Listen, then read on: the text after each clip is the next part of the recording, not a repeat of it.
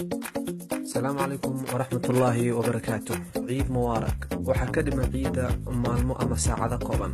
waxaa dabaaldegi doona malaayiin muslimiin oo dunida ku nool iyagoo muujinaya farxadda ciida.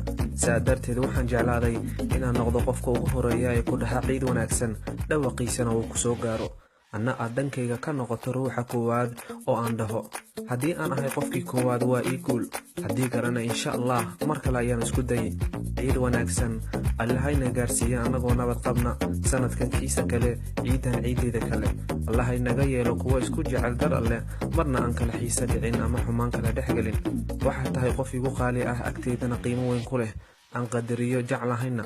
allahaynaga yeelo laba isfarta wanaagga, xumahana iska reebta. alle ciidan ciideeda kale annagoo caafimaad qabna, dalkoo nabad ahayna gaarsiiyo. ciid mubaarak. fariintan waxay kaaga damin qofaad ku weyn tahay agtiisa, tixgelin gaar ahna kuu haya.